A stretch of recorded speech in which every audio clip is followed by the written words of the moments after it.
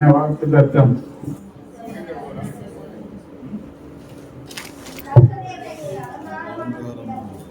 கர்த்தருடைய கரத்தில அலங்காரமான கிரீடம்,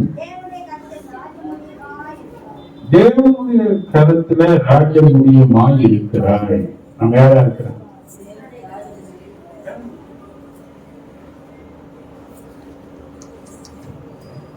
தேவன் எதை அலங்காரமாக பார்க்கிறார்? கிரீடம் ஒரு ஆளுகையை குறிக்கக்கூடிய ஒரு காரியம். ஆனா நிறைய பேர் மேல இப்ப உங்க மேல கிரீடம் இருக்காரு.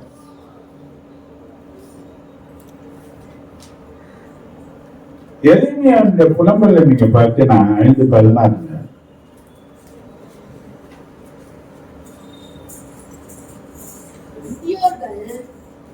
5வது அதிகாரம் 16வது வசனம்.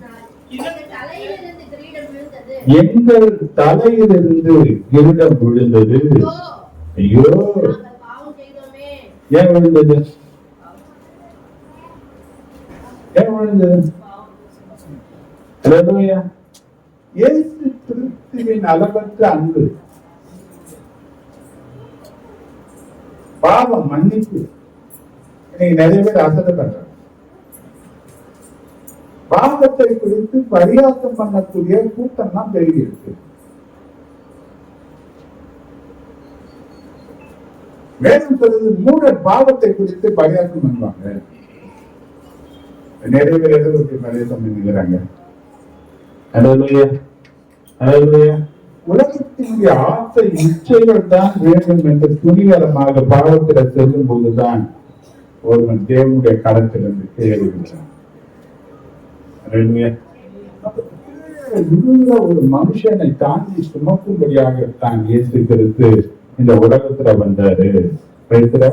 ஆனா சின்ன சின்ன காரியத்துல கூட நாம் சொல்றது, நம்ம சோதிக்கப்படுகிறோம். தேவன் கொல்லாங்கி நாம் சோதிக்கிறவர் அல்ல. நமக்கு சொல்லுவோம் சொல்றாரு ஏசாயா 49:10-16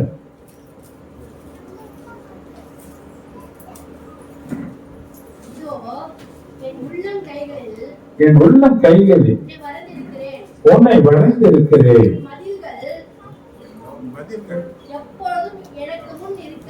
எப்பொழுதும் எனக்கு முன் இருக்கிறது என்று சொன்னார். எங்க வரைஞ்சிருக்கிறார்? எங்க வரைஞ்சிருக்கிறது? அந்த உள்ளம் கை எப்பேற்பட்டதுன்னு முதல்ல சொன்ன வெளிப்படுத்த சொல்லப்பட்டிருக்கு. 7 நட்சத்திரங்களை தன் கையில வைத்திருக்கிறார். நாம வாழக்கூடிய இந்த பூமியை பார்க்கணும், உலகத்தை பூமியை பார்க்கணும். நட்சத்திரங்கள் இருக்கு. நட்சத்திரங்கள் அப்படி இந்த உலகத்தை விட பெரிதான நட்சத்திரங்கள் 7 நட்சத்திரங்கள் யார் கையில இருக்காங்க?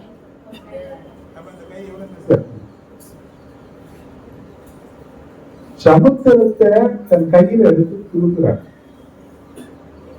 சமுத்திரம் யார் கைக்குள்ள அடங்குது? பூமியில ஒரு பகுதி தான் நிலப்பகுதி, 3 பகுதி தண்ணி. இல்லையா? எப்படியாவது கரம் இருக்காரா? எந்த கணத்துல ஒரு அலங்காரமான கிரீடமா ராஜ முடியா வைக்கிறாங்க. இந்த கரத்திலிருந்து ஏன் விழுந்து போறாங்க? இப்பேற்பட்ட கரத்திலிருந்து விழுந்து போகக்கூடிய வல்லமை யாருக்கு இருக்குன்னு பார்த்தீங்கன்னா, நாம செய்த பாவத்துக்கு இருக்கு. அப்ப பாவம் செய்கிற ஒரு மனுஷன் தேவனுடைய கரத்திலிருந்து விழுந்து போகிறான். எங்க விழுந்து போகிறான்? தேவனுடைய பலத்த கரத்திலிருந்து விழுந்து போகிறான். ஆண்டும் சொல்லும்போது சொன்னாரு, யோவான் 10:28 என் கையிலிருந்து ஒருவனும் உங்களை பறிக்க முடியாதுன்னு சொன்னாரு. ஆனா சாத்தான் எதை காட்டு பறிக்கிறான்னு பார்த்தீங்கன்னா, பாவம். ஏனென்றால் பாவத்திற்கும் ஆண்டவருக்கும் தூரம். ஏசாயா 59:2 நீங்க வாசித்தீங்கன்னா, உங்களுடைய அக்கிரமங்களே உங்களுக்கும் உங்கள் தேவனுக்கும் நடுவாக பிரிவினை உண்டாக்குகிறது. அப்ப தேவனுக்கும் நமக்கும் ஒரு டிஸ்டன்ஸ். எது? அக்கிரமங்கள், அநியாயமான கிரியைகள், அசுத்தமான எண்ணங்கள். இது என்ன பண்ணுது? தேவனை நெருங்கி சேர முடியாதபடிக்கு ஒரு டிஸ்டன்ஸ் உண்டாக்கு.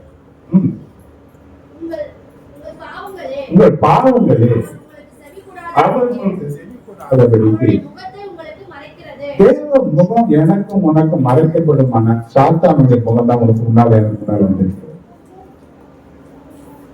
சில பேர் அலறி துடிக்கிறான், அலறான். ஓ, மரண பயம் ஒரு பக்கம் கெட்ட சொப்பனங்களினால அலறி துடிச்சு எழுபது ஜனங்களை நம்ம பார்க்கிறோம். ஏன்னா அவங்களுக்கு எல்லாம் அவங்க சொல்றேன், தேவனுடைய முகம் உனக்கு மறைக்கப்படும்.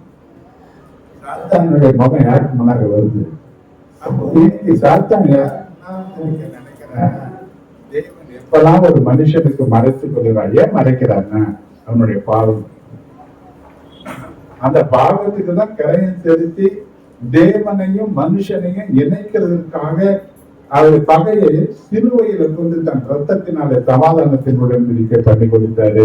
தேவனோடு கூட நம்ம இணைந்திருக்கணும். அப்ப மீண்டுமாக நம்மள தேவன் தன் கரத்துல பரிசுத்தமான அலங்காரமான கிரீடமாக இருக்கிறார். நான் இந்த மாதத்துல பார்த்தோம், தேவனுடைய அலங்காரம் எது அலங்காரமாக இருக்குன்னா பரிசுத்தம். முதல் காரியத்தை பார்த்தோம், பரிசுத்தம் அலங்காரம். எது அலங்காரம் அப்படின்னா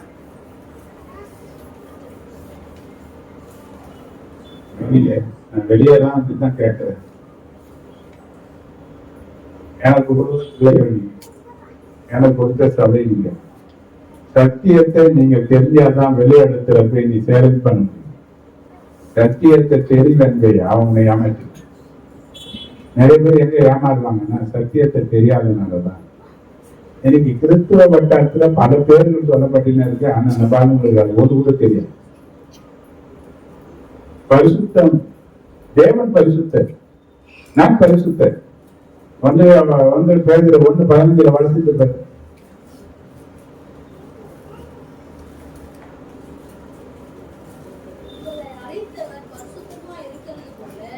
உங்களை அழைத்தவர் பரிசுத்தராய் இருக்கிறது போல நீங்களும் உங்கள் நடத்தைகள் எல்லாவற்றிலும் பரிசுத்தமா அழைத்தவர் யாரா? அப்படின்னு நிறைய கர்த்தாக்கள் இருக்கிறாங்க. வானத்தின் பூமியில நிறைய தேவர்கள் இருக்கிறாங்க. வேதம் என்ன சொல்லுங்க? கர்த்தாக்கள் என்று சொல்லுகிறவர்கள், தேவர்கள் என்று சொல்லுகிறவர்கள் 33 கோடி தேவர்கள் சொல்றாங்க. எப்படி சொல்றாங்க? எவ்வளவு பேர் இருக்கிறாங்க? வான மண்டலத்துல இருக்கிற ஆவிகள் ஒரு கூட்டம் எங்க இருக்கு? இவர்கள் எத்தனை கோடிகள் இருந்தாலும் அத்தனையும் ஏற்று வேறுபட்டு காண்பிக்கப்படுறது. அவர் பரிசுத்தர், அவர் பரிசுத்தர். அதனாலதான் ஜெபிக்கும் போது பரிசுத்தர் பரிசுத்தர் பரிசுத்தர் என்று ஓயாத தேவ தூதர்கள் என்ன பண்றாங்க? அவரை அதே போல நமக்கு ஜெபிக்கும் போது முடியும், நாமும் பரிசுத்தப்படுவதாக என்று சொல்லி சொன்னாரு. ஏன்னா நிறைய கர்த்தாக்கள் இருக்கிறாங்க, நிறைய தேவர்கள் என்று சொல்லப்படுவர்கள் இருந்தாலும் இயேசுவே மெய்யான தேவனும் அவர் லட்சகரமாக இருக்கிறபடினாலே அவருடைய நாமம் மட்டுமே மகிமைப்பட வேண்டும் என்று சொல்லி ஜெபிக்க இயேசு கற்றுக் கொடுத்தார். அல்லேலூயா. அப்போ நிறைய பேர் இருக்கலாம், நிறைய கிறிஸ்தவங்க இருக்கலாம், நிறைய பேர் உலகத்துல வாழலாம். ஆனா நீ வித்தியாசமானவனாக, பிரித்தெடுக்கப்பட்டவனாக, நீ கிறிஸ்துவை வெளிப்படுத்தி காண்பிக்கிறவனாக நீ காணப்படுவாய். ஆனால் உன்னைத்தான் தேவன் பரிசுத்தவான் என்று அழைக்கிறார். இப்போ மாற்றம் இருக்கா? நம்ம கிட்ட செயல்களில் மாற்றம் இருக்கா? பேச்சில மாற்றம் இருக்கா? இருக்கா? அது சண்டம் வாயை தந்தால்தான் தெரியும் வார்த்தைகள் எப்படி வருது. அடிக்கடி நம்ம பழசு போயிடும். பழையவர்கள் ஒளிந்ததுன்னு சொன்னாரு ஆண்டவர். ஆனா நமக்குள்ள அது ஒளிஞ்சுதான் தெரியும். அடிக்கடி பழைய சுபாவத்துக்கு எங்க போயிடுவான். ஆனா எது எவ்வளவு ஒளிஞ்சிருக்கு, எவ்வளவு கரைஞ்சிருக்கு நம்ம பொய் கரைஞ்சிருக்கா? பொய்யை தரிச்சுன்னு தான் இருக்குமா? வாயை தந்தாலும் என்னதான் இது? நயமந்தகமான பேச்சு. நம்ம ஆளுங்களுக்குள்ள நிறைய மாற்றங்கள் இல்லை. நம்ம கிட்டே இன்னைக்கு என்ன பண்றாங்கன்னா வார்த்தைகளை போட்டு பார்க்கிறேன். வார்த்தையில வளர்கிறவன் உன் அண்டரங்க ஆழங்களை பார்க்கிறவன் ஜபத்துல கவனிங்க. தேவன் அதை சொல்லி கொள்வதற்கு வல்லவரா இருக்கிற தேவ சமூகத்திலேயோ தேவ ஜனங்களையோ இருநாப்புள்ளவர்களாக பேசக்கூடாது. என்ன பேசக்கூடாது. ஏன்னா தேவன் உன் நடுவில் இருக்கிற அவருடைய நாமத்தினாலே எங்கே 2 பேரோ 3 பேர்களோ கூடி வருகிறார்களோ அவர்கள் நடுவில் தேவன் இருக்கிறார். நீயும் நானும் பேசும்போது நாங்க 2 பேரும் மொத்தம் சொல்லி போத்திபார் மனைவி மாதிரி நடிச்சுக்காது. நம் நடுவில் தேவன் இருக்கிறார். நீ பேசுற வார்த்தைய நான் பேசுற வார்த்தைய தேவன் கேட்கிறேன். என்ன கிடையாது. நம்ம தேவன் கேட்கும் போது அன்னைக்கு இரவு கூட இந்த திணையதாரர்கள் அவங்களை சொன்னாரு, நீங்க பேசுறது கேட்டு எனக்கு கோபம் வருது உங்க மேலன்னு சொன்னாரு. என் தாசனாகி யோகு போல நீங்க பேசுறேன்னு சொல்லிட்டாரு. கோபம் வருது. கோபம் வந்தா என்ன நடக்கும்? பனிஷ்மெண்ட் தான், தண்டனை தான் கிடைக்கும். ஆனா யோகு முகத்தை பார்த்து அவருக்கு ஒரு பலி செலுத்த சொல்லி யோகு நிமித்தம் பாவங்கள் மன்னிக்கப்பட்டதுனால அவங்க ஸ்நேகிதர்கள் தட்டிட்டாங்க. இப்ப தேவன் நம்ம பேசுற வார்த்தையை பார்த்து கோபம், நம்ம பேசுற வார்த்தைகளை கேட்டு சந்தோஷப்படுறாங்க. என்ன பண்ற? இது சொல்லுங்க டேலண்ட். உன் டேலண்ட் மனுஷங்க செல்லுபடி ஆகும், தேவன் அதை ஏற்றுக்கொள்ள மாட்டார். அப்ப தேவனுடைய பிள்ளைகளை குறித்து ஆண்டவர் சொன்னாரு, புறாக்களை போல கபடற்றவர்களாகவும் சர்ப்பங்களை போல வினா உள்ளவர்களாகவும் இருங்கள். எப்படி இருக்கணுமா? கபடற்றவர்களா இருக்கணும். அதே நேரத்துல உலகத்துல ஜாக்கிரதை உள்ளவர்களாகவும் இருக்கணும். எல்லாரையும் நான் நம்பிட்டேன், கபடம் இல்லை, எல்லாரையும் நம்பிட்டேன் அது சொல்ல கபடம் இல்லாம இருக்கணும், கரை இல்லாம இருக்கணும், உள்ள வஞ்சகங்கள் இல்லாம இருக்கணும், கசப்பு தன்மை இல்லாம இருக்கணும். அதே நேரத்துல உலக வாழ்க்கையில நீ ஜாக்கிரதை உள்ளவர்களாகவும் இருக்கணும். எப்படி இருக்கணும்? ஏன்னா நம்பிக்கை வெகுதினா உங்களை ஏமாத்திடுவாங்க. ஈஸியா ஏமாத்திடுவாங்க. கொஞ்சம் பயந்தினா ஏமாந்துடுவார், கொஞ்சம் வெகுதியா இருந்தாலும் ஏமாந்துடுவார். அப்ப ஆண்டவர் சொல்றாரு, அப்ப பிரித்தெடுக்கப்பட்டவன் பேதையா இருந்தாலும் கிறிஸ்துவுக்கு ஞானியாக மாற்றப்படுகிறார். அவன் யார மாற்றப்படுறான்? அப்போ தேவன் சொல்றாரு, உன்னை பிரித்தெடுக்கிற உலகத்துல. நான் உலகத்துல வாழ்ந்தாலும் நான் உலகத்தான் நல்ல என்று சொன்ன ஆண்டவர் நம்ம என்ன பண்றாரு? எங்கதான் வாழுகிறோம்? இந்த உலகத்துலதான் வாழுகிறோம் இல்லையா? அன்னைக்கு ஆமாம் சொன்னா ஒரு விதமான ஜனங்கள் இருக்கிறாங்க, அவங்க பழக்க வழக்கங்கள்லாம் வித்தியாசமா இருக்கு, அவங்க நம்ம ஊருக்கு ஒத்து போக மாட்டாங்க. நம்ம யாரும் என்ன பண்ண முடியாது, உலகத்தோடு கூட ஒத்து போக நம்மளால முடியாது, ஒத்து போக கூடாது. ஏன்னா என்ன பிரிச்சாரு? பேரையாம் சபிக்க வந்து சொன்னா ஒரு விதமான ஜனங்கள் இருக்கிறாங்க, ஜாதிகளோடு ஒரு கலவாதவர்கள், தனித்து வாசம் பண்ணுகிறவர்கள், ராஜாவின் ஜெய கம்பீரம் இவர்கள் கூட இருக்கு. இவர்கள் தேவன் ஆசீர்வதிக்கிறார், இவர்கள் யாராலையும் சபிக்க முடியாதுன்னு சொன்னார். தேவன் எதற்காக தெரிந்து கொண்டாரு? ஆசீர்வதிக்கிறார். அவருடைய நாமும் உனக்குள்ள வைக்கிறோம். அதை என்ன செய்ய நினைக்கிறாரோ அதை உணர்வுல என்ன கொண்டு செய்ய விரும்புறாங்க ஆண்டவர். அதுலையா எதுக்காக எடுத்தாருன்னா அதற்காகத்தான். யாருக்காக? தேவ ராஜ்யத்திற்காக, அவருடைய நாம மகிமைக்காக. அவர் என்ன செய்யணுன்றது உனக்குள்ள இருந்து அவர் பேசினே இருப்பார். அவர் ஏவினே இருப்பார், தூக்கி வச்சுக்கிட்டே இருப்பார், அவர் நடத்துவார். அப்ப முதல் காரியம் நான் சொன்னேன் பரிசுத்தம். ஏன்னா நமக்கு நல்லா தெரியும், எபிரேயர் 12:14 வரலாம் பார்த்தீங்கன்னா,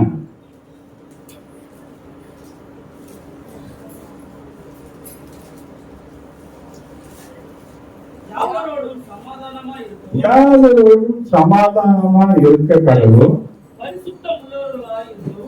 பரிசுத்தம் உள்ளவர்களாக இருக்கவும், பரிசுத்தம் உள்ளவர்களாக இருக்க நாடுகள்,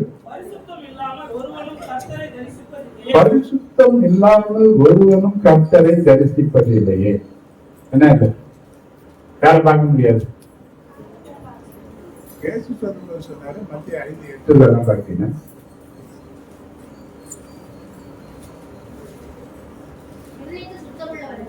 இருதயத்தில் சுத்தம் உள்ளவர்கள் பாக்கியவான்கள். யார தேவனை தரிசிக்க முடியும்? நம்ம சொல்ல முடியுமா? நிறைய காரியங்கள் இருக்கு, நிறைய கலைகள் இருக்கு. அப்ப இதெல்லாம் சுத்திகரிக்கணும். நிவேதிக்கப்பட்டவர்கள் இருக்கு, எனக்கு இந்த பிரச்சனை இருக்கு, எனக்கு இந்த பலவீனங்கள் இருக்கு, நான் இந்த பலவீனம் இன்னைக்கு சொல்றதுக்கு நம்ம ஆளுங்க வரல. ஆனா ரோமர் 7:15 பாத்தீங்கன்னா அப்போஸ்தலன் நாங்க பவுல் சொல்றான்,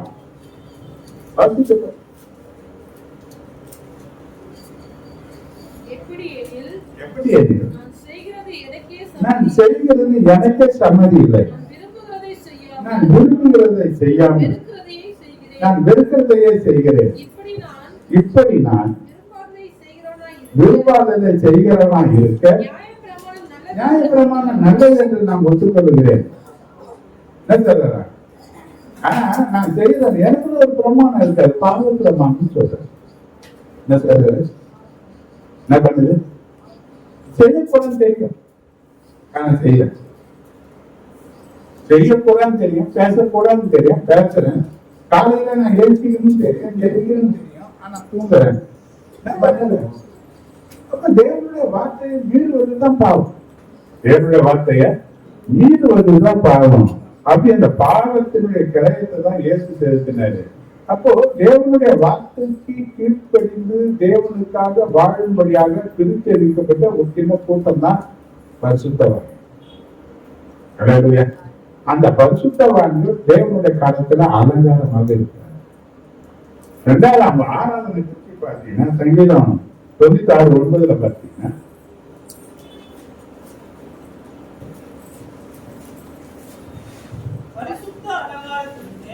பரிசுத்த அலங்காரத்துடனே கர்த்தரை தொழுது கொள்ளுங்கள். எப்படி தொழுது கொள்ளணும்? கவனிங்க, எத்தனை பேர் பக்குவம் போகணும்னு ஆசை?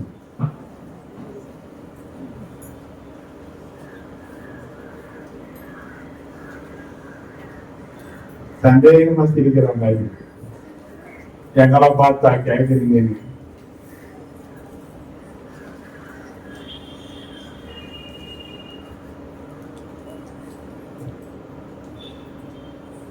பரலோகத்துல என்னதான் இருக்குது, ஏங்க போனேன்னு நினைக்கிறீங்க?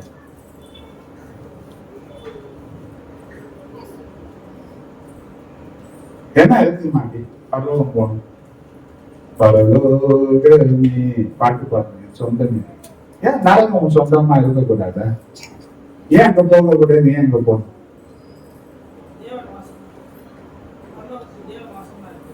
இங்க இல்லையா? சங்கீதம் 22:3 என்ன சொல்ற?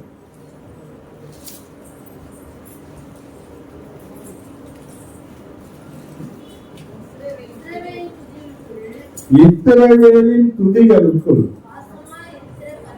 வாசமாய் இருக்கிற தேவனிலே பரிசுத்தர். எங்க வாசமா இருக்கிறது? இஸ்ரவேல் என்றால் யார்? இஸ்ரவேல்னா யாரு? நீ அழைக்கப்பட்டவரா? தெரிந்து கொள்ளப்பட்ட? அப்ப தெரிந்தவர் எது தெரிந்து கொண்டாரு? இஸ்ரவேலை எதுக்குன்னு தெரிஞ்சீங்கன்னாரு 8:1 பாருங்க.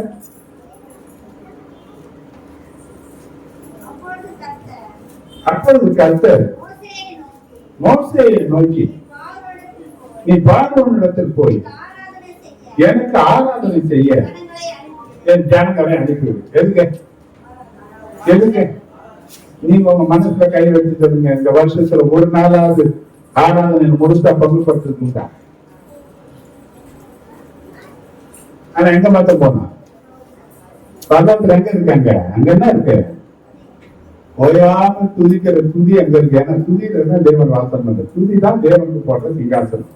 எங்கதான் இருக்கிறாரு? அப்ப அந்த துதியில இருக்கிற தேவன் தெரிந்து கொள்ளப்பட்ட ஜனங்கள் துதிக்கும் போது பரலோகத்தை விட்டு இறங்கி இங்க வராரு. இங்க நம் நடுவில் இருக்கிற பரலோகம் எங்க வரும்? துதியின் நடுவில் பரலோகம் ஸ்தாபிக்கப்படும். தேவன் எங்க ஆர்டர் செய்தாரு? துதி ஒரு போராயுதம். துதி சத்துருக்களை விடுத்தக்கூடிய ஒரு போராயுதம். தேவனை மகிமைப்படுத்தக்கூடிய சிங்காசனம். எவ்வளவு உட்கார்ந்து சிங்காசனத்துல அமர்ந்திருக்கிற தெய்வம். அப்ப தேவன் உன் வாழ்க்கையில சிங்காசனம் விட்டு அமர வேண்டுமானால், உங்க தொழில சிங்காசனம் விட்டு தேவன் அமர வேண்டுமானால், உங்க உறவுக்குள் சிங்காசனம் விட்டு தேவன் அமர வேண்டுமானால், துதி உனக்குரிய பங்கா இருக்கு. தேவனை அப்ப தேவன் எதற்காக தெரிந்து கொள்ளணும்? ஆராதிக்க நீங்க ஆராதனைன்னா என்னங்க? இப்ப போறீங்க ஒரு ஹோட்டல்ல போய் நீங்க ஒரு மீல்ஸ் வாங்குறீங்க, அவங்கள்ட்ட சொல்லுங்க என்ன கேட்பீங்க? மீல்ஸ் சாப்பாடு. வெளியே சாப்பாடு பார்த்தா கட்டி கொடுத்தா எப்படி இருக்கும் உங்களுக்கு? என்ன கொடுப்பான்? ஒரு வாட்டி வாங்கி கேள்வி கேட்டேன், என்னப்பா சீட்டு வைக்காத வந்துட்டாங்க. அவன் சுத்த மிளகாவெல்லாம் வச்சான், ஊறுகாய் வச்சான், அப்பளம் வச்சான், பொரியல் வச்சான், கூட்டு வச்சான், சாப்பாடு, ரசம், மோர், வத்த குழம்பு, சாம்பார் எல்லாம் வச்சு என்ன வைக்கணும் எல்லாம் சேர்த்துதான் என்ன ஒரு சாப்பாடு. ஆராதனை ஆரம்ப ஜபத்திலிருந்து முடிவு ஆசீர்வாதம் வரையலாம். இதுதான் ஆராதனை. அப்ப இந்த ஆராதனையில முழு சாப்பாடா நீங்க வெட்டி சாப்பாடா? வெரைட்டி ரைஸ் இல்ல ஒன்றும் கிடையாது. என்ன வேணும்? எது வேணுங்க? நீ ஆராதிக்கிற ஆராதனை பரிசுத்தமான பரிசுத்த அலங்காரத்தோட கர்த்தர் என்ன பண்ணணும்? தொழுது கொள்ளணும். அதற்காக தான் தெரிந்து கொண்டாரு, இந்த நாள் கர்த்தருக்குரிய நாடு, இந்த நாளை நீ வேற எதற்கும் பயன்படுத்துறதுக்கு அனுமதி கிடையாது. உன் நோக்கமே எதுதான்? இந்த நாள் உனக்கு ஆசீர்வாதமா இருக்கிறதுக்காக சனிக்கிழமை ரெண்டத்தனையான ஆசீர்வாதத்தை தேவன் வச்சிருக்கிறேன். ஞாயிற்றுக்கிழமை வேண்டிய தேவைகளுக்கு சனிக்கிழமையே உனக்கு தருவன்னு சொன்னாரு, ரெட்டத்தனையான ஆசீர்வாதத்தை தருவன்னு சொன்னாரு. அப்போ ரெட்டத்தனையான ஆசீர்வாதம் எதற்குன்னா ஞாயிற்றுக்கிழமை நீ தேவனோடு கூட இருக்கிறதுக்கு தான். எங்க இல்ல ஏதோ 1 மணி நேரம் இருந்துட்டா போதும், 2 மணி நேரம் இருந்துட்டா போதும். ஆனா மற்ற நேரம் யாருக்கு? நீ யாரு? நீ அழையப்பட்டவர்கள் அநேகர், தெரிந்து கொள்ளப்பட்டவர்கள் சிலர் தானே. தெரிந்து கொள்ளப்பட்டவர்கள் தான் நீதிமான் ஆக்குறாரு. அந்த நீதிமான்களை தான் மகிமைப்படுத்துறாரு. அவர்களோடு தானே தேவன் வாசம் பண்ணுகிறாரு. அப்படி பிரித்தெடுக்கப்பட்டவர்களாக இருந்தீங்கன்னா நீ கர்த்தருடைய பார்வையில அலங்காரம். ஃபர்ஸ்ட் அலங்காரம் எது? அல்லேலூயா. 2வது அலங்காரம் பார்த்து ஞானம்.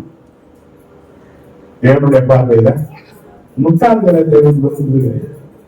வேலைகளா இருந்தாலும் இந்த வார்த்தைக்கு கீழ்படி போது, இந்த வார்த்தைகளை கேட்கும்போது, இந்த வார்த்தை இருதயத்தை பதிந்து கொள்ளும் போது அவர்கள் ஞானிகளாக மாற்றப்படுகிறார்கள். சங்கீதம் 99 நூற்றுல பாத்தீங்கன்னா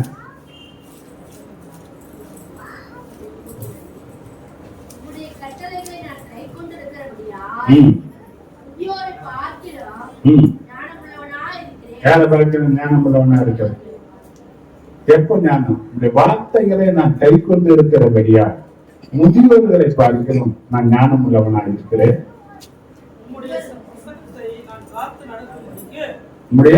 வசனத்தை நான் காத்து நடக்கும்படிக்கு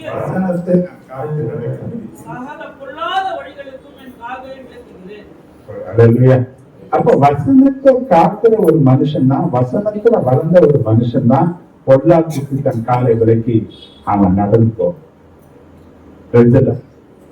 புத்தி பொல்லாப்பை விட்டு விளங்குவதுதான். அதுதான் வேதம் சொல்லும் போது நீதிமொழிகள் 4:7 சொல்லுது, எண்ணத்தை சம்பாதித்தாலும் ஞானமே முக்கியம். ஞானத்தை சம்பாதி, எண்ணத்தை சம்பாதித்தாலும் புத்திய என்ன பண்றாங்க? 1 Corinthians 1:20 நீ பார்த்தீங்கன்னா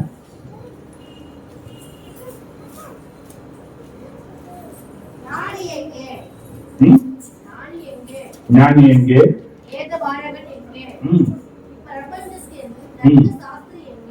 இப்பிரபஞ்சத்தின் அர்த்த சாஸ்திரி எங்கே?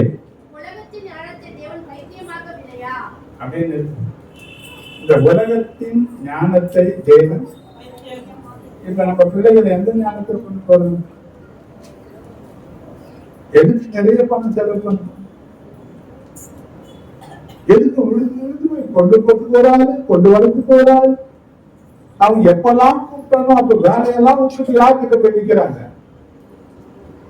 கூப்பிட்டாங்க, யார் போய் நிக்கிறாங்க?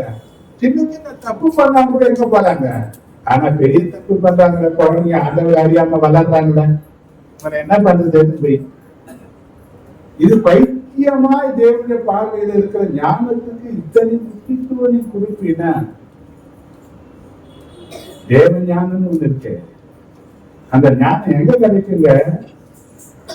நீதிமொழிகள் 2வது அதிகாரம் 6-7 நீ வாசித்து கர்த்தர் ஞானத்தை தருகிறார், அவர் வாயிலிருந்து அறிவும் புத்தியும் வரும்.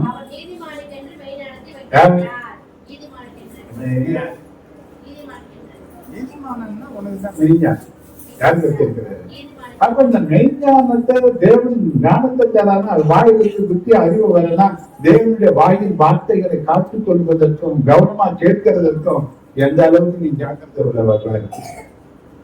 எது அவசியம்? சபை 1 தீமோத்தேயு 3:15 பாரு.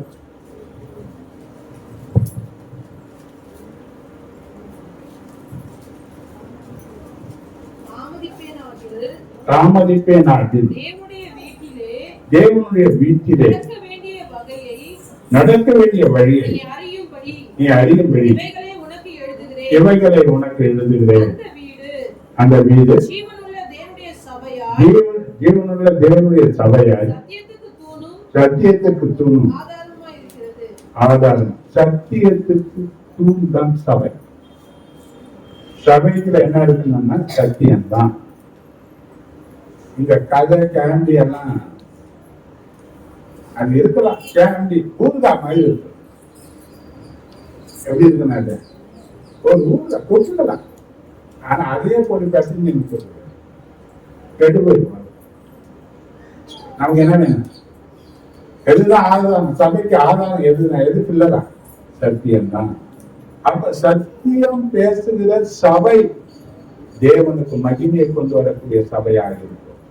அது கர்த்தருடைய பார்வையில் அலங்காரம். இன்னொரு அலங்காரத்தை அந்த ஞானத்துல சொல்றாரு. 1 Corinthians 12:8 நீங்க வாசிக்கலாம்.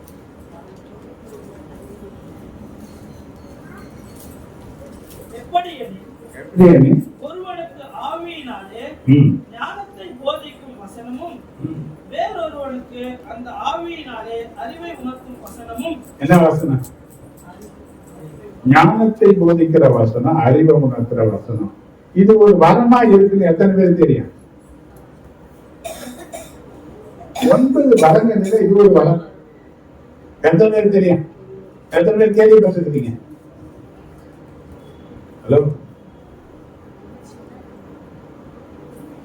மறைவா இருக்கிறத விட தெளிவா பார்க்கக்கூடிய வரம். மறைவானதை வெளியரங்கமாக பார்க்கக்கூடிய ஒரு வரம் தான் இந்த ஞானத்தை போதிக்கிற வரம், அறிவு. கேட்குறீங்க ஞான வரம் சொல்லுவாங்க. இது என்ன வரம் சொல்லுவாங்க? ஞான வரம். அப்ப இந்த ஞான பேச்சு வரம் அந்நிய பாஷையில பேசுறது. ஆனா இந்த ஞான வரம் எத்தனை பேர் கேட்குறீங்க?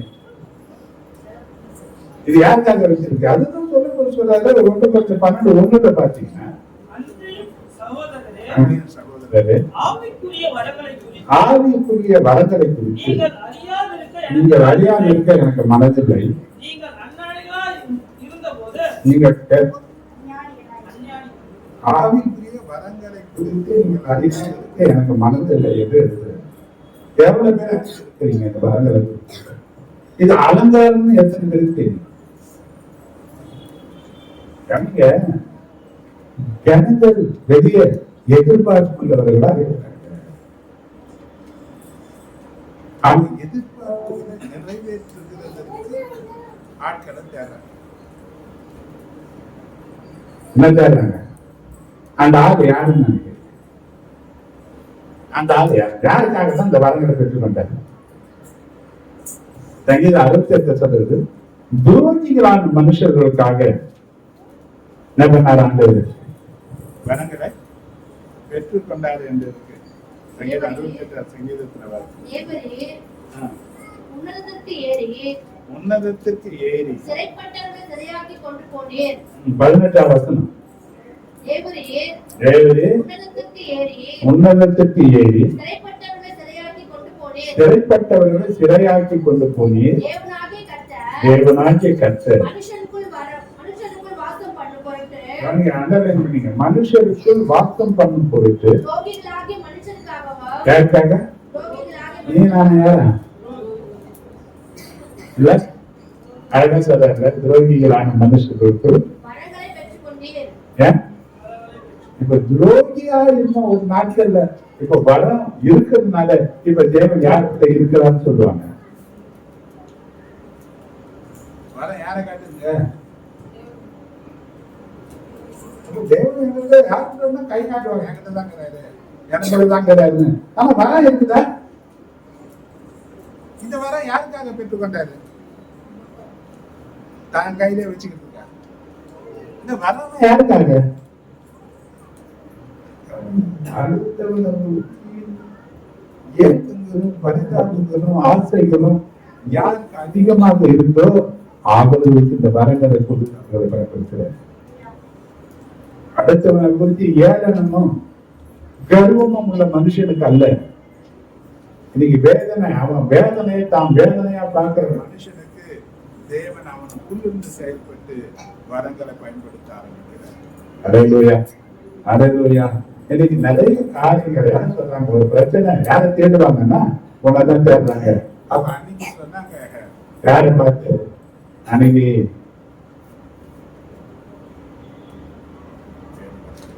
இதுக்கு முன்ன சொல்லு எல்லாருடைய அபேட்சையும் யாரு தேடுது? உன்னதானே தேடுதுனாங்க. இந்த காலத்துல இன்னைக்கு எல்லாருடைய கண்களை யாரை பார்க்க நினைக்குது? கர்த்தருடைய காரியத்தை செய்யற மனுஷனுக்கு தேடுது. இப்ப நீ யாரு? நீ கர்த்தருடைய கருத்துல அலங்காரமான கிரீடம் உள்ளவனா இருக்கணும்னா தேவன் கொடுக்கிற ஞான வரங்கள் இருக்கணும்.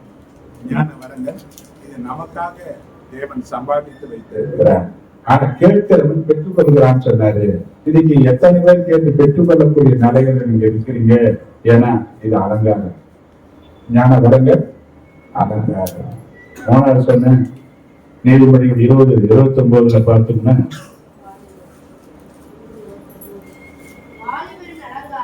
வாலிபரின் அலங்காரம் அவருடைய பராக்கிரமம். எதுவும் பராக்கிரமம்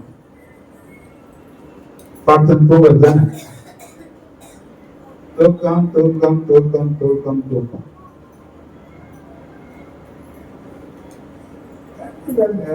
சாதாரணமான ஒரு உலக பந்தயத்துல ஓடுற மனுஷன் எத்தனை பயிற்சியில் இருக்கிறான். அவன் எந்த பந்தயத்துல கலந்துனாலும் அவனுக்கு பயிற்சிகள் இருக்கா இல்லையா?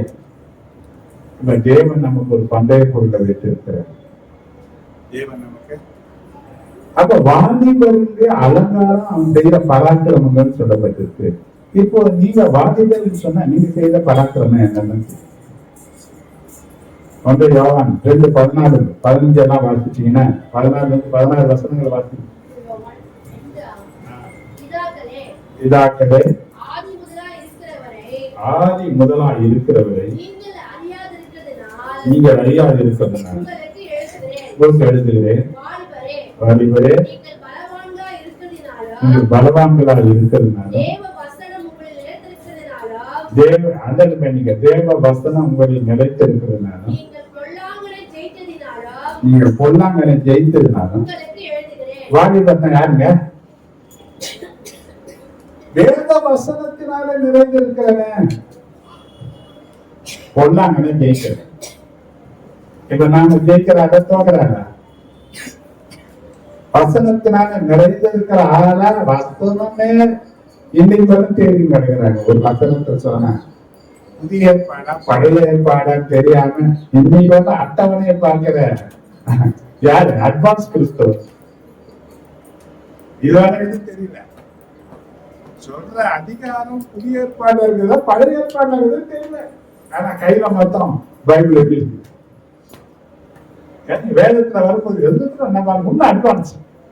அது வந்து எடுத்துட்டு வரது கூட கஷ்டம். மறந்துட்டா வேண்டி ஆனா இங்க வச்சு போயிடுவேன்.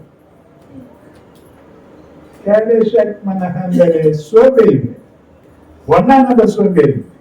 ஆனா இவங்க படத்துல வாடி கிடையாது, கிடையாது கூட சேர்த்து கிடையாது. இது யாரு கிடையாது. 100 வயசு கிழமை கூட வாலிபன் எனப்படுவானா? ஆனா வாலிபன் யாருங்க? 100 வயசு வயசான கூட யாரு? வசனத்துல நிறைந்து இருக்கிறவன வாலிபன் சொல்லுது வேதம். நீங்க எதுவும் நிறைஞ்சு இருக்கிறீங்க? வேதமும் சொல்லுது. கொலைச்சல் 1:28 பாத்தீங்கன்னா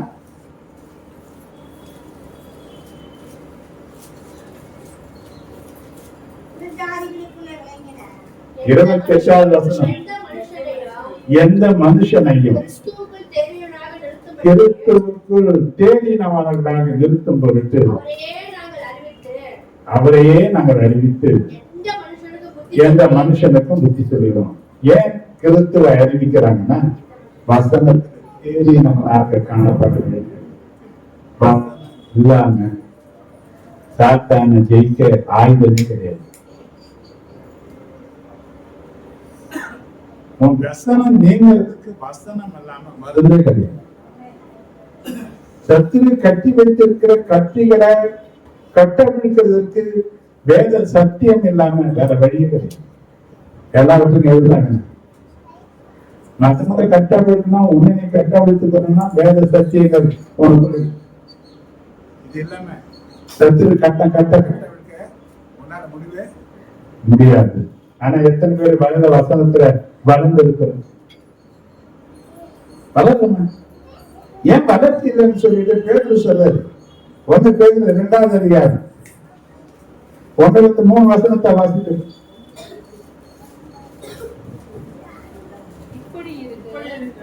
எப்படி இருக்க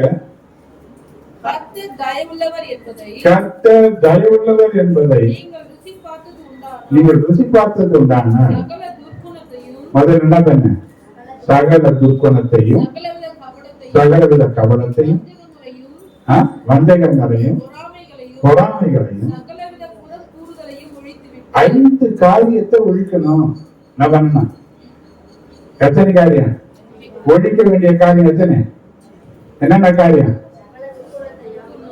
துர்க்குணம், கபடம். கபடம்னா அப்படிதானே இருக்கிறீங்க? பெரிய அழகா தெரியும்.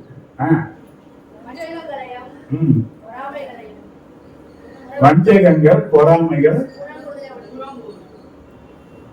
இத ஒழிக்காத வரைதான் நீ கிறிஸ்துவுக்கு வசனத்துல வளரவே முடியாது. இந்த 5 காரியத்தை ஒழிக்கலன்னா நீ யாராவனா இரு, நீ வசனத்துல வர மாட்ட. 3வது வசனத்தை நீங்கள் வளரும்படி எந்த குழந்தை போல? ஏன் பழ குழந்தை காட்டல? ஏமா செல்லாம் கைன்னு பார்ப்போ, நிம்மதியா வருது தூக்கம். இங்க நிக்க முடியாது, நின்று பேசி நிம்மதியா இருந்தா தாராட்ட பாருங்க. அந்த அளவுக்கு தூக்கம் வந்து இருக்கிற போது பரலோகமே என் சொந்தங்க போறாங்க ஒரு தரிசனம் பார்க்க.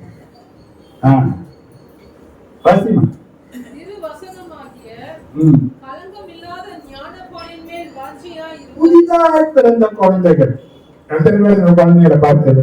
தாய்மார்கள் அனுபவம் உள்ள இந்த குழந்தைய நீங்க பார்த்தீங்கன்னா அது பால் குடிக்கிற மாதிரி தன் உதவிகள் என்ன பண்ணிட்டு இருக்காங்க. உதவிகளை அது அசக்கினே இருக்கு. எப்ப பார்த்தா நம்முடைய உதவிகள் எதுக்கு ஆசையுது? நிதான பாலின் மேல எந்த அளவுக்கு தாக்கம் இருக்கு? குழந்தை பால் குடிக்கிறன்னா வளர்ச்சி இருக்குமா? 6 மாசமாவது குழந்தை கொடுக்கணும், 1 வருஷமாவது கொடுக்கணும். அதுக்கு எதிர்ப்பு சக்தி வேணும். அதுக்கு என்ன வேணுமா? அப்ப எதிர்ப்பு சக்தி வேணும்னா சில பேர் 3 வயசு வரை கொடுக்குறாங்க. அந்த நாள்லாம் கொடுத்தாங்க. இந்த நாள்ல சொல்றாங்க 3 வருஷம் நீ கொடுக்கலன்னா 6 மாசமாவது கொடுமா, 6 மாசம் இல்ல 1 வருஷமாவது கொடுமா. ஏன்னா குழந்தைக்கு என்ன வேணுமா? இப்ப எதிர்ப்பு சக்தியே கிடையாது குழந்தைக்கு. ஏன்னா அம்மா பாருங்க பாரு குடிச்சு எல்லாம் குட்டிப்பாடாய் போயிடுச்சு, எல்லாம் டப்பாப்பா. என்ன இல்ல குழந்தைக்கு ஒரு சின்ன ஜுரம் வந்தா கூட ஹாஸ்பிட்டல் ஓடுறாங்க. என்ன பண்ண முடியல? பண்ண முடியாது, எதிர்ப்பு சக்தி இல்ல. அதே போல சாத்தான எதிர்க்கிறதுக்கு எதிர்ப்பு சக்தி வேணும்னா கலந்தம் இல்லாத ஞானப்பாலன் வசனத்துல நீ வளர்ந்திருக்கணும். குழந்தையில இருந்து ஞானத்தான எடுத்ததுல இருந்து நீ இந்த வசனத்துல வளர்ந்திருந்தீங்கன்னா சத்துருவை எதிர்க்கிற எதிர்ப்பு சக்தியில நீ வளர்ந்து. எதுல வளர்ற? எது அலங்காரம் இருக்கு? அல்லேலூயா. தகைய நாளா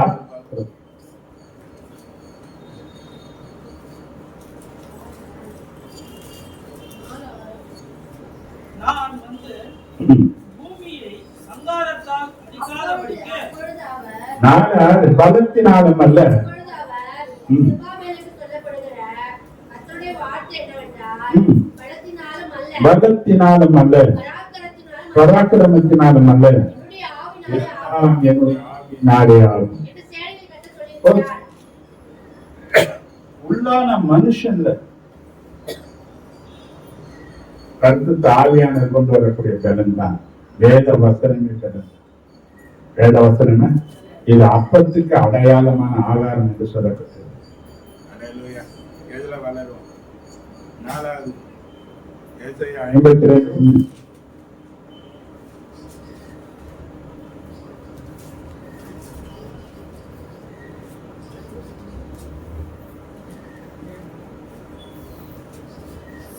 எழும்பு ம், எழும்பு சீயோனே, ம். உன் வல்லமையை தரித்துக்கொள். உன் வல்லமையை தரித்து சொல்லு. பரிசுத்த நகரமாகிய எருசலேமே, பரிசுத்த நகரமாகிய எருசலேமே, உன் அலங்கார வஸ்திரங்களை உடுத்திக்கொள். ஆசாரியனுக்கு அலங்காரமான வஸ்திரங்களை உருவாக்க முடியாது சொன்னாங்க. நம்ம எல்லாம் யார்தான்? ரைட்டுல 61:10 பாத்தீங்கன்னா கர்த்தராகிய ம், கர்த்தருக்குள் பூரிப்பாய் மகிழ்ந்தேன். ம், என் தேவனுக்குள் என் ஆத்துமா களி கூர்ந்திருக்கிறது. ம், மணவாளன் ஆபரணங்களினாலே தன்னை அலங்கரித்துக் கொள்ளுகிறதற்கும் ம், மணவாட்டி நகைகளினால் தன்னை சிங்காரித்துக் கொள்ளுகிறதற்கும் ஒப்பாக ம். அவர் ரட்சிப்பின் வஸ்திரங்களை எனக்கு உடுத்தி, என்ன வஸ்திரம்? ரட்சிப்பின் வஸ்திரங்களை, ரட்சிப்பின் வஸ்திரம். நீதியின் சால்வையை எனக்கு தந்தார். இங்க என்ன வஸ்திரம் இருக்கணும்? ரட்சிப்பின் எதான்? ரட்சிப்பு தேவனுடைய பார்வையில அலங்காரம், நீதி தேவனுடைய பார்வையில அலங்காரம்.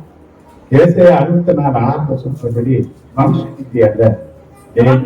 நாங்கள் அனைவரும் தீட்டானவர்கள் போல இருக்கிறோம். ஆ, எங்களுடைய நீதிகள் எல்லாம் அழுக்கான கந்தைகளை எங்களுடைய நீதி எப்படி இருக்கு? அழுக்கான கந்தைகளை அதனாலதான் நம்ம சுய நீதியை வெற்றிக்கணும் தேவனை சந்திக்க முடியாது. தேவனுடைய பார்வையில இது அலங்காரம் அல்ல. 2 Corinthians 5:21 சொல்லும்போது சொல்றாரு, நாம் அவருக்குள் நாம் அவருக்குள் தேவனுடைய நீதியாகும்படி தேவனுடைய நீதி ஆகும்படிக்கு பாவம் அறியாத பாவம் அறியாத அவரை நமக்காக ஏன் பாவமாக்கினார். இயேசு பாவமாக்கிறார்? தேவன் நீதியை தரிப்பித்து அவரை போல பிதாவாகிய தேவனை பார்ப்பதற்காக அவர் பாவமாக்கிறார். என்னை தேவன் நீதிக்குள் கொண்டு வருவதற்காக இயேசு பாவமாக்கிறார். அல்லேலூயா. சுயநீதி கிடையாது. நம்முடைய நீதி எல்லாம் அழுக்கான கண்டம் சொல்றது. அப்போ தேவன் சொல்றாரு, அலங்காரமான வஸ்திரம், மனவாட்டியை அழகுபடுத்துற வஸ்திரம், ரட்சிப்பு வஸ்திரம். 2வது நீதி சாப்பிடும். யாருக்கு வேணும்? நமக்கு வேணும். ஒரு கதை நமக்கு தெரியும். கல்யாண வீட்டுல போகும்போது விருந்துக்கு கூப்பிட்டா நிறைய பேர் பார்க்கல. எந்தெந்த ஆளுங்களை கூப்பிடுங்க, தெருவுல எல்லாம் கூப்பிட்டுதான். அந்த ராஜா தன் வேலைக்காரங்களை சொல்றான், தெரு ஓரத்துல இருந்த ஆளுங்கள்லாம் விருந்துசாரிக்கு வராங்க. அப்படியே ராஜா எல்லா விருந்துசாரியை பார்த்து வரும்போது ஒரு மனுஷனை பார்க்கிறாரு. சகோதரனே, இணைந்தனே, கல்யாண வஸ்திரம் இல்லாம எப்படி இங்க வந்தேன்னு கேட்கிறாரு. அப்ப அந்த விருந்துசாலையில போறவங்களுக்கு ஒரு வஸ்திரம் கொடுக்கப்படும். ஒரு வஸ்திரம், என்ன வஸ்திரம் கேட்கிறாங்க. நிறைய ஞானஸ்தானத்தை தான் பரலோகமா போகணும். என்ன வஸ்திரம் வேணும்? ரட்சிப்பின் வஸ்திரம் இல்லாம என்ன பண்ண முடியாது, போக முடியாது. பாவங்கள் மறைக்காம என்ன பண்ண முடியாது, அத்தி அதைய கட்சின்னு என்ன பண்ண முடியாது, சுத்த முடியாது. அப்படி இருந்தா அது நிர்வாணத்தை காட்டும். அதுதான் அவனுக்கு ஒரு உயிரை அடிச்சு அவன் தோல்விடைய எல்லாம் பண்ணாரு. அந்த நிர்வாணத்தை மறைக்கிறது கொடுத்தாரு. இப்ப பாவ நிலையான மகிமை எடுத்து போன நமக்கு மகிமையின் தேவன் நமக்காக ஜீவனை கொடுத்து அந்த மகிமை வஸ்திரத்தை திருமண முறையில கொடுத்திருக்கிறாரு. கல்யாணம் இருந்து வீட்டுல ஏது அலங்காரமான வஸ்திரம் இருக்கணும். அப்ப ரட்சிப்பு தேவனுடைய பார்வையில அலங்காரம், நீதி தேவனுடைய பார்வையில அலங்காரம். இது எல்லாம் எங்க போக முடியாது. கடைசியா 9:3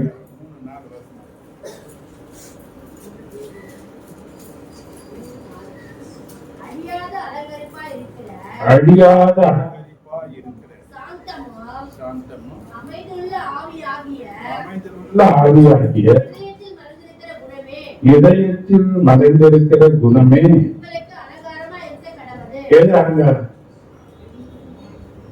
சாந்தமுள்ள அமைதியுள்ள நம்ம பார்த்தா தெரியுது.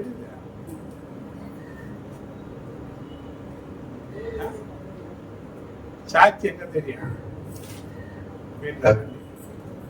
எவ்வளவு அமைதியான ஆளு இருக்கு தெரியும். தேவனுடைய பார்வையில அலங்காரமா எபத்துல மாத்திரம் நான் குருன்னு சொல்லுவேன் ஆண்டவர்கிட்ட.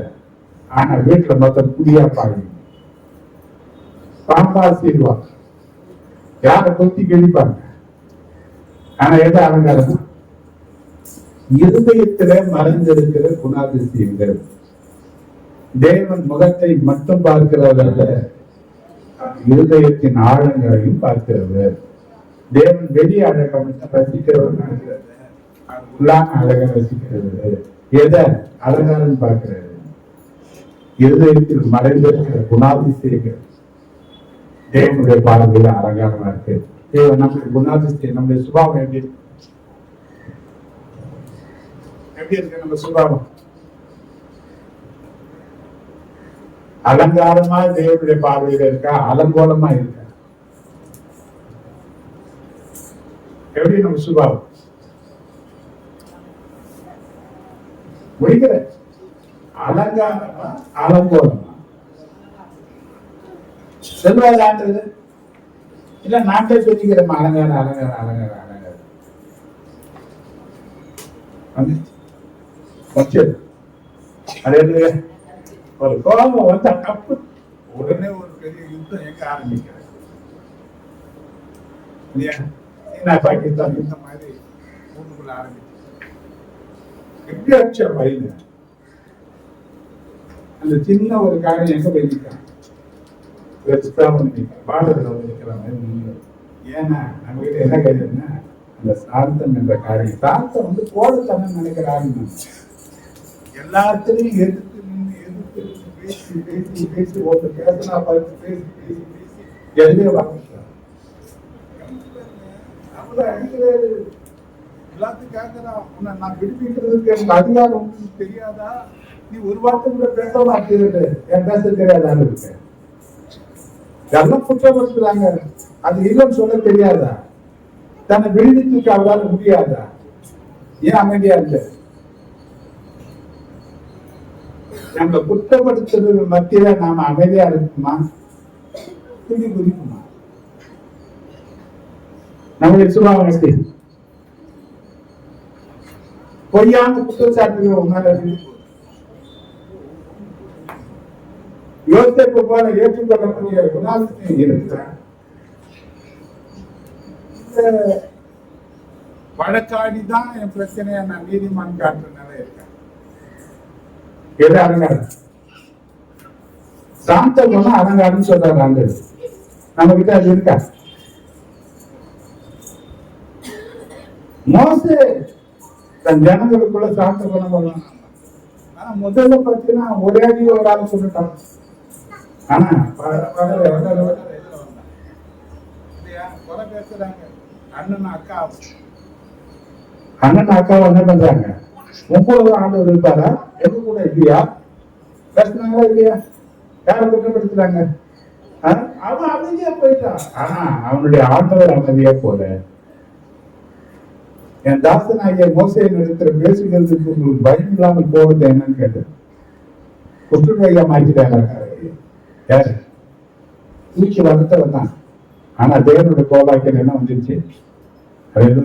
ஏன்னா இவன் சாத்தமா இருந்தான், இவனுக்காக கர்த்தர் அங்க கிரியை நடத்திட்டார். நீ அமைதியா இருந்தீன்னா கர்த்தர் உனக்காக யுத்தம் நடத்திப்பார். வேணும் சொல்லுது, நீங்க சும்மா இருப்பீர்கள், கர்த்தர் உங்களுக்காக யுத்தம் பண்றார். எது அலங்காரம்? அமைதியா இருக்கிறது ஒரு அலங்காரம். இருப்போமா? 5 காரியங்களை பேசியிருக்கிறேன். ஒண்ணு பரிசுத்தம். முதல் காரியம் பரிசுத்தம், அது தேவனுடைய பார்வையில அலங்காரம் என்று பேசினேன். 2வது ஞானம், தேவனுடைய பார்வையில அலங்காரம் சொன்ன.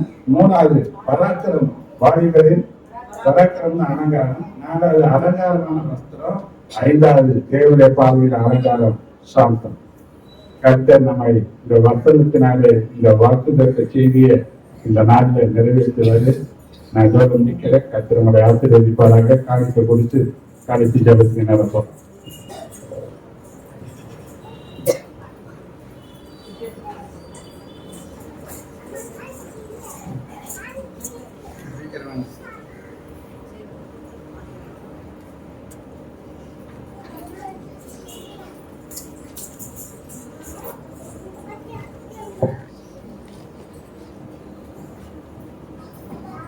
தலைமுறைகள் தாண்டி நிற்கும் தயவு என் தலை நிமிர்ந்து வாழ செய்யும் தயவு பாரபட்சம் பார்க்காத தயவு எளியவரை உயர்த்தி வைக்கும் தயவு தலைமுறைகள் தாண்டி நிற்கும் தயவு உங்க தயவு பெரியதே, உங்க தயவு சிறந்ததே, உங்க தயவு என்னை தேனமின்றி பாதுகாக்குது. உங்க தயவு பெரியதே, உங்க தயவு சிறந்ததே, உங்க தயவு என்னை தேனமின்றி பாதுகாக்குது. ஒரு சேதமின்றி தலைமுறையை பாதுகாக்குது. தலைமுறைகள் தாண்டி நிற்கும் தயவு என் தலையிலிருந்து வாழ செய்யும் தயவு என்னை குறிப்பார்த்து அறியப்பட்ட சோதனைகள் திசை மாறி போக செய்த தயவு பெரியதே. என்னை குறிப்பார்த்து அறியப்பட்ட சோதனைகள் திசை மாறி போக செய்த தயவு பெரியதே. ஒரு அடி தூரத்திலே கண்ட மரண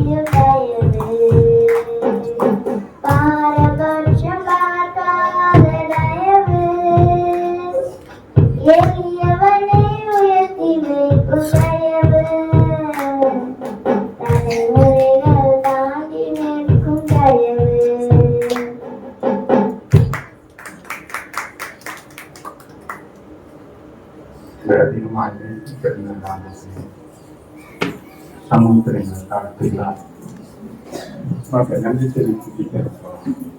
நாளாவது நாமும் மையப்பட்டதற்காக உடைய ஜனகரின் திறனாய் கொண்டு வந்து காட்சி எல்லாவற்றையும் மீதே கொண்டு வருகிறாங்க. கர்த்தருடைய காலத்தில் அலங்காரமான விதமாக ராஜ நிதியமாக வைப்பேன் என்று தெரிந்து அப்படியே வாக்குதத்தை சமூகத்தின் ஒரு புதிய வருஷ ஆராதனைகளுக்காக தொடர்ந்து எங்கள் வழிநடத்தி எல்லா நன்மையும் கிருபையும் பாடுபடுகிறது கொடுத்த காணிக்கைகளுக்காக கொடுத்த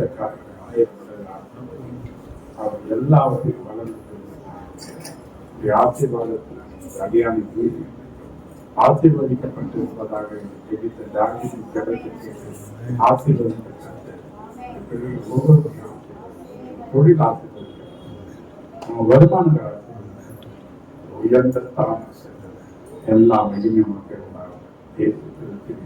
எனவே நாங்கள் நாம் ஜெபிக்கிறோம். ஜீவன் என் ஆத்மாவை முழுவதை பரிசுத்த நாமத்தை ஆத்மாவை கர்த்தர் செய்த சகல நம்முடைய கர்த்தராகி கிறிஸ்துவின் பிதாவாகி தேவனுடைய பரிசுத்த ஆவியானுடைய ஐக்கியமும் ஆசீர்வாதங்களும் பாதுகாப்பும் பராமரிப்பும் வழிநடத்துவதும் நம் அனைவரோடும் ஒவ்வொரு பரிசுத்தவான்களோடும் என்றும் இருக்கு.